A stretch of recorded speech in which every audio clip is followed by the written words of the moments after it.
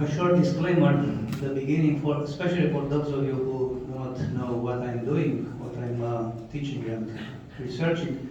My main field is philosophical logic, and as a philosophical logician or logical philosopher, I don't know how to put it, I'm interested in sorting out and making distinctions, sorting out various ways of understanding important spiritual and philosophical phenomena. And for sure, one of those today for all of us is how to integrate and how to interpret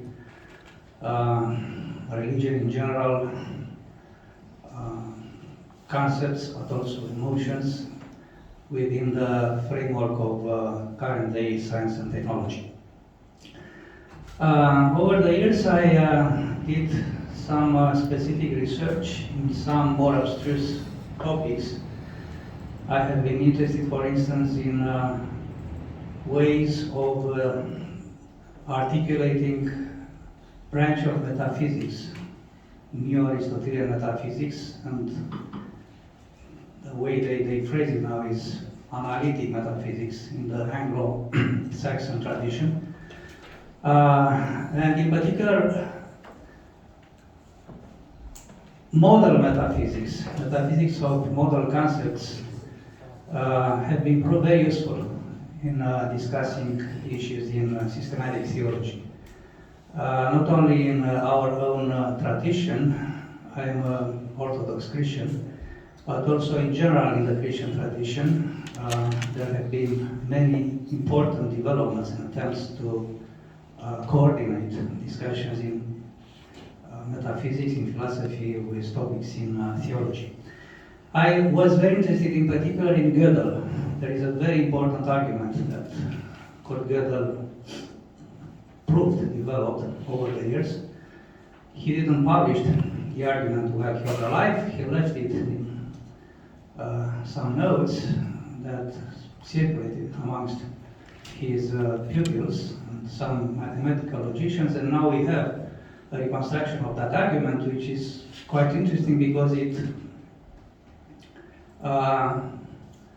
addresses the issue of the ontological proof stemming from St. Anselm, and then going through the whole tradition of deistic philosophy, especially Leibniz was the starting point for Gödel. So I have been doing some work in some parts of philosophy of religion, but I am not a specialist as such in philosophy of religion. So that was my rather long disclaimer. Now, for this presentation, since the time frame is very strict, I thought to present to you some slides in which I want to gloss over 4 points. First of all, to discuss the space of possibilities in which we can relate science with religion, and I'm going to sketch for you 4 models based on some literature that I was able to consult in order to prepare this presentation. I'm going to focus on whether or not there is an incompatibility between science and religion, or maybe there is a space left open for understanding that the two very, very important domains, religion on the one hand, science on the other hand, are and should be seen from a philosophical perspective as being compatible. I'm going to say a few words about Gödel. I already said some about his ontological argument, and also about an important philosopher who worked in the philosophy of religion. He was considered at some point one of the most important philosophers of religion in the United States, and I mean Alvin Plantinga, and this is important for my own research because Plantinga is also a model logician, and he used the framework of model logic in order to discuss issues in epistemology, and especially issues related to free will and to some other theological concepts and problems. My own contribution, if I may say so, for this debate is, and I'm going to put it very roughly now and to delve into it with more details afterwards, is that in order to make sense of this compatibility solution between science and religion, to give substance to this idea, to make it more than a sort of pious declaration. It's good to have this kind of view. Okay, it's good. But in order to convince people that this is not only feasible, but is important to argue for and to look for, is to look for a sort of problem which prima facie might be intractable. But nevertheless, if we could give some grounds to a good solution to that problem, then we can advance, we can take some steps towards understanding better this compatibility solution between science and religion or theology. And the problem that I'm having in mind is the problem of free will. Okay? Just a few words now, and then I'm going to go back to this issue by the end of my presentation.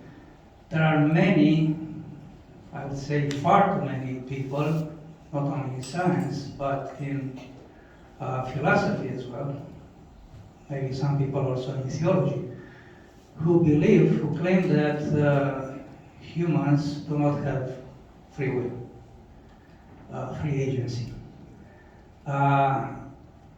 I strongly oppose this view. So I am a firm believer in free will. And not only for the reason that as a Christian Orthodox, we in this tradition are firm believers in free will. And we don't see how we can make people responsible for what they are doing from a moral perspective, or from a legal perspective, or from whatever social perspective, unless we accept that people have this kind of self-determination and free will. Now, if there is a contrast between how we understand free will within science today, and as I said, more and more scientists are of the opinion that there is no such a thing as genuine free will. Some people just put it, like for instance, Daniel Dennett put it that this is like a sort of cultural illusion that we have. Okay, it's a good illusion, but it's not something which is actually the case. So, if on the one hand we have people in science, for instance, in cognitive neuroscience, who argue more and more against free will, and on the other hand, people in some tradition like myself are firm believers in the need and in the idea of free will, then maybe the way we are going to coordinate science and theology, especially that kind of theology in which free will is at its home, as it were, like Orthodox Christian tradition, then we have a real issue, a real problem in which we know how to work this kind of coordination between science and theology, and we understand that science by itself is not complete, is not enough to make sense of the full phenomenology, variety of phenomena that are related to human beings. So, in rough outline, this is the thing that I want to present to you, and for that I'm not going to do something wrong here. Now, a bit of background. We all know that in the past few years, a spate of books, it's like a flood, a real flood, devoted to discussing God, religion, have tried to convince us that religion is one of the most pernicious and dangerous aspects of modern culture, and that God is dead. Maybe more dramatic than in Nietzsche's aphorism. I could mention tens of people in science especially, but not only in science, in philosophy nowadays, who are of that opinion. Harris, Dennett, Tolkien's Hitchens are maybe the most famous. For horsemen of the apocalypse, as they call them. There is another new book. Actually, Dennett passed away some months ago, and there is another new book in which all of them actually discuss those issues, with some slight differences between them. Dennett is not that kind of very bigotic, I would say, atheist, as for instance Dawkins. From our perspective, and I would like to be very critical here, with the exception notably of Daniel Dennett, none of the others are important philosophers. I mean, their way of doing philosophy is rather shallow. It's not actually the best way of doing philosophy. That's many other people in our universities are actually doing now. For better or worse, they present arguments, I mean, in those books that I mentioned, arguments against theological positions, and especially against the way theology is used to state moral prescriptions. By and large, they belong to a group of atheists who have a sort of scientific education, but they speak in a sort of fallacious way, as if they know how to deal with the whole complexity of science. So in general, atheists presume that they would speak in the name of science, whatever that might mean, the name of science. Well, my skeptical encounter is, did they? Because when you speak in the name of science, actually you are doing a kind of philosophy, and we know that we can do good philosophy and bad philosophy. So the question is, what can be said about the religion in the light of today's science? How can we talk meaningfully about that? My focus here, and in the interest of time, and also because I'm not a specialist, as I said, in this field, my focus here is on what I know somehow, and that is the Christian tradition. And for those of you who are of some other religion, let me tell you that this is not a kind of chauvinistic attitude that I'm having here. Because, as for instance, a very apt author, Michael Lewis, who is both a philosopher of religion and philosopher of biology from the United States, in this Cambridge Companion to Science and Religion, he says, and I quote, "Modern science emerged in a Christian context, and much of the discussion today is framed explicitly in terms of Christianity." So for the purposes of my discussion here and my dialogue with you, I mean science in general, lato sensu. I mean natural sciences, biological sciences, social sciences, and for sure humanities. What we know, of course, those are very, very rough generalizations. What we know is that in sciences we apply and we use models and explanations in terms of natural laws and causation. There is a huge debate about how science proceeds. I'm not going to go into that. Well, ironically, I'm more a specialist in that direction. Anyhow. But nevertheless, regardless whether or not you have this kind of vision, philosophy of science, that science gives you laws, explanation based on laws, or else there are no laws but only models in which we sort of generalize things, and we want to compute some quantitative qualities, dimensions, and then make predictions. Regardless of your favorite epistemology, there is this predominant outlook, which is, of course, outlook of the modern science, which is that modern science is rooted in naturalism and physicalism. Okay? So let me make clear what I mean here by naturalism. Doesn't have to do only with nature as such, with the Black Sea, for instance. No. Naturalism, lato sensu, comes into distinct and correlated models or versions. There is the so-called methodological naturalism, according to which there are no God-directed supernatural causes like miracles. Okay, so when we build models or give explanations, if we buy into this kind of methodological naturalism, then we look for causality which is within the world as such, and not beyond the world. Okay, in some other realm, ontological or metaphysical realm. Everything is here, in our vicinity, as it were. And the marvelous fact is that we are able to comprehend and to understand that. But people tend to forget this fact. Not only that there are laws, but what we have here is enough in order to understand that.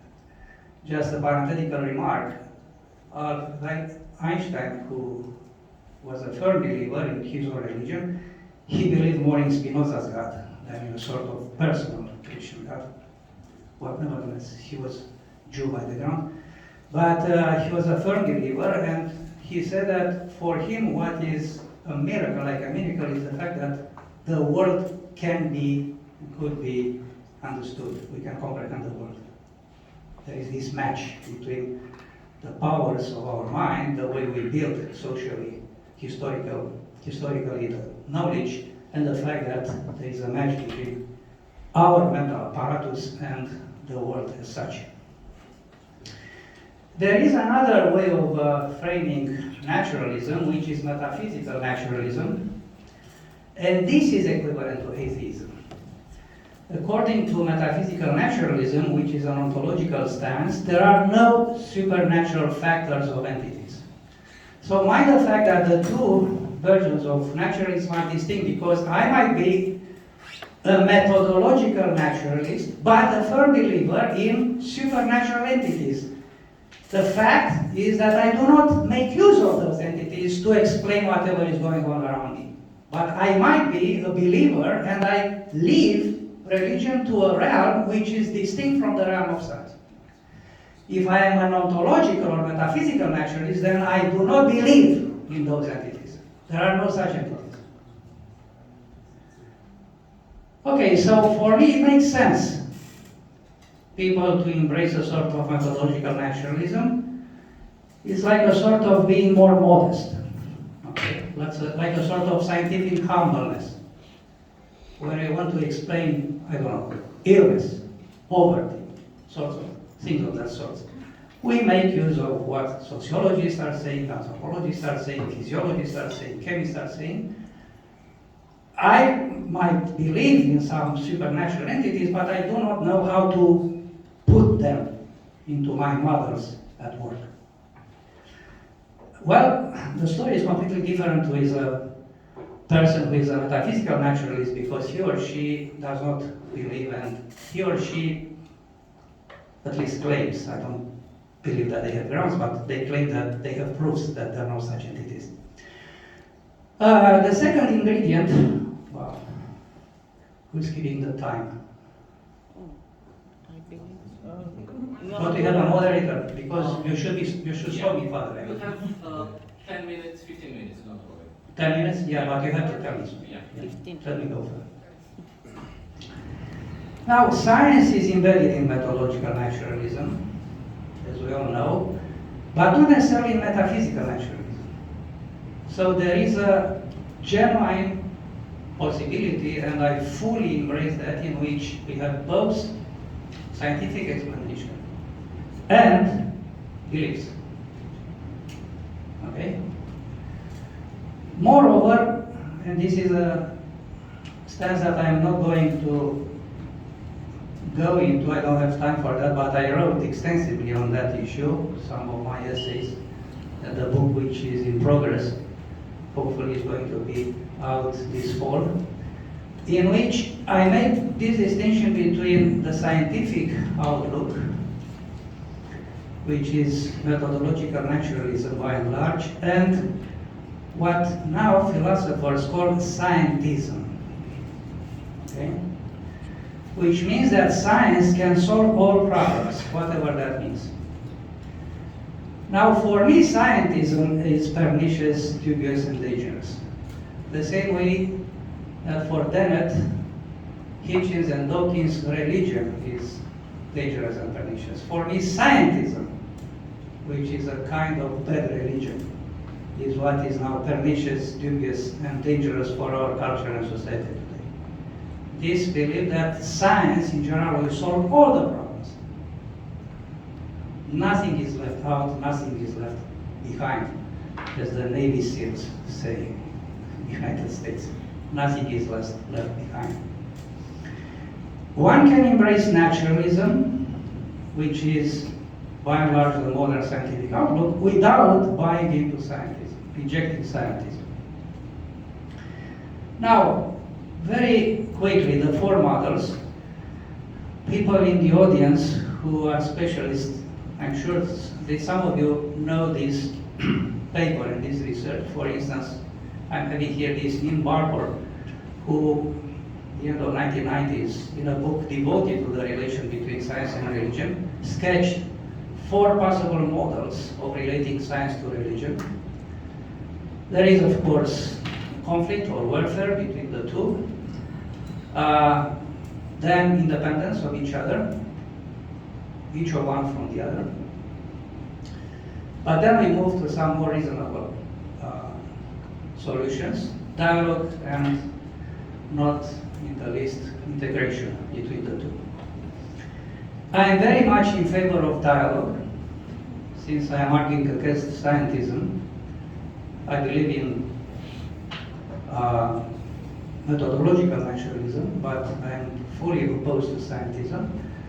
Therefore, I do not think that science is all. I do not think that science will solve everything, every problem, every societal problem, every cultural problem that we are having, every political problem, for sure. I fully believe that there is need and there is real space for dialogue, and hopefully we are going to approach that kind of integration that is really needed. By the way, Gödel was one of those people who is my hero here, who gave some arguments for this kind of integration, but that is a topic for another time. About the conflict, I'm not going to go into that. You know very well people who buy into this kind of vision, the warfare vision. For sure, the new ethnics that I mentioned, Harris, Dawkins, and Hitchens, are supporters of the warfare model. Science and religion would compete for the same territory, and for them science would and will eventually win. And they say that if you mean literally some pronouncements of religious writings concerning physical or geological facts, then science is mostly correct. So in other words, if we interpret literally opinions, judgments, sentences in science as opposed to religion about the very same domain of the natural world, then science, on the longer run, is the winner. Anyhow, as a logician, I can make this logical point that truth cannot contradict truth. And according to Michael Ruse that I mentioned before, the Christian position has always been that truth cannot be opposed to truth, that our understanding of the natural world comes through our senses and our reason, the very things that make us in the image of God, and that hence, if scripture and science clash, it can only be apparent and must be resolved, quite possible by reading the Bible in a different way. Okay, so we do not claim that we occupy the same positions. We leave physicists, biochemists to do their work, but we claim the same kind of status for people who are doing spiritual things and humanities in general. So this leaves a real, genuine, open possibility of the compatibility between religion and science. Now, compatibility can take several distinct forms. There is, of course, independence, and very important theologians in the 20th century claimed this sort of independence, especially for the theological realm. Here, the philosophical argument that religion and science cannot contradict each other is quite popular and widespread. Why they do not necessarily clash? Because they speak about different things. And in theological circles, this is known as neo-orthodoxy, and it owes much to the theology of Karl Barth, for instance. In a nutshell, the argument goes like this. There are two kinds of discourse: factive discourse and evaluative and normative discourse. Science is in the business of stating facts. Humanities, theology, for that matter, is a business of assessing, evaluating, giving norms, not stating facts. Now, incidentally, I'm a sort of realist, and I believe that there are also religious facts. But those are not the very same kind of facts that we have and we deal with in science. I know that people of more constructivist temperament, like for instance my colleague here, Lali, do not like very much like that kind of non-constructivist argument, but this is a perfectly meaningful position, to believe that there are various kinds of facts. And I am echoing here the sort of metaphysics that Aristotle did for us. Okay. Now, most publicized writer in line with this position, which is independence, is a very, very famous American paleontologist, Stephen Jay Gould. Quite a media phenomenon, who wrote extensively on the issue, and in his Rocks of Ages, so he was a geologist, paleontologist and geologist. Gould introduced the idea of a magisterium, a kind of world description, and this kind of independence that we are looking for here is the independence between two magisteria. There is one of science and the other one of religion, and they cannot, and they could not in principle clash, because science and religion are different and distinct magisteria, which do not and in fact cannot contradict each other. Anyhow, there is an ambiguity here because people are going to claim what kind of topic belongs to what magisterium. Like for instance, if we take ethics, philosophy of morals, there is plenty of religious ethics. This is what I had in mind when I spoke about the fact that humanity's religion is in the business of normativity and evaluation and not in the business of stating facts. Leaving aside the fact that I believe that there are facts. Okay. Nevertheless, there is also a growing field of non-theological philosophical ethics, especially in the analytic tradition. And, believe it or not, there is this tendency, especially amongst the young philosophers and ethicists, to naturalize ethics, to speak about ethics in a sort of evolutionary, neo-Darwinian way, in which ethics is like another organ that we developed socially and historically in order to cope with the complexity of our lives. Problem with this ambiguity is that this independence model is going to collapse because of the warfare that is going to erupt amongst people who would claim a topic or another topic as belonging to their own magisterium. So, I don't know, naturalists would say that ethics belong to them, theologians, philosophers would say that ethics belong to them. So, independence is just an illusion. Okay. Now, I'm going to share the slide with you if you like. Let me just finish with saying a bit about this trend, naturalism. Start with the idea that the current orthodoxy, especially in philosophy of mind and of cognitive science, which now lead the way in this discussion. Why? Because if religion is seen as only a human product, socially and historically a human product, then the vision is that if we understand how brain works, and who's going to do that? Neuroscientists, some physicians, a bit of philosophers who work in consciousness and mind. They're going to explain how mind works, and that is going to be also an explanation of the products of mind, therefore of religion. Okay?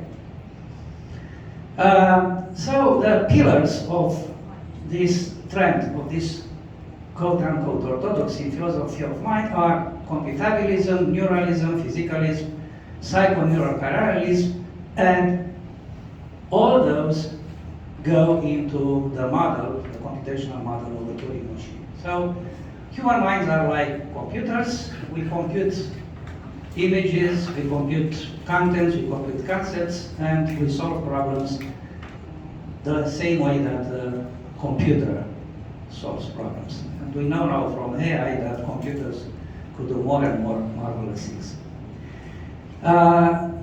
The default position nowadays in philosophy of mind and cognitive neuroscience is this functionalism, which is the idea that a computational theory of mind is the best available explanation of human behavior via the causal role of mental states to mediate explicitly in computational terms between the environmental input and the behavioral output. So this is now lingua franca for people working in that kind of philosophy of mind, consciousness, and cognitive science. And again, if culture in general is a product of correlation between our minds, solving the brain problem is ipso facto solving all the other problems. Well, this kind of reductionism is something that I do not like at all. And just to end my short presentation, or rather not too short, but nevertheless, to short my presentation, I want to point out to the fact that even within this field, which is extremely dynamic and productive, which is philosophy of mind and consciousness, the fact that the problem of consciousness, of subjectivity, the content of our subjective feelings, emotions, thoughts, and so on and so forth, is almost intractable, this fact shows the limitations of this computational model. Hence,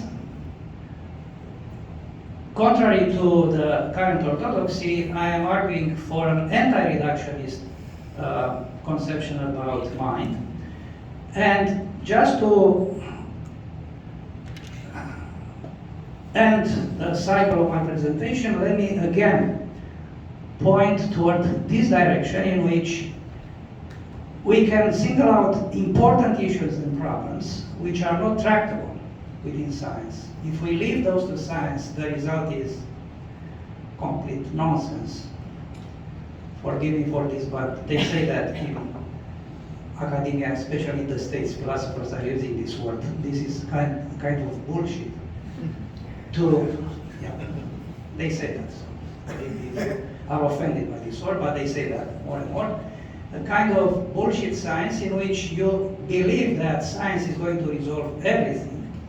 And for my own interest now, the problem of free will is such an important problem, and the impact that we are going to experience is that dangerous. If people are going to believe that there's no such a thing as free will, that will be the collapse of our society in the future. Not AI, but this kind of philosophy in which we do not believe that people have free agency. So if science leads us toward the solution, there's no such a thing, that we have to, let's say, regroup ourselves and discuss very seriously in the tradition that we have. And we have plenty in our tradition in which, since we are created in the image of God, human beings are free, are responsible, are moral agents, and that is something which is peculiar and is important as an object of study for the humanities, for philosophy, and for theology. So I guess that was pretty much what I wanted to say. Thank you. Thank you.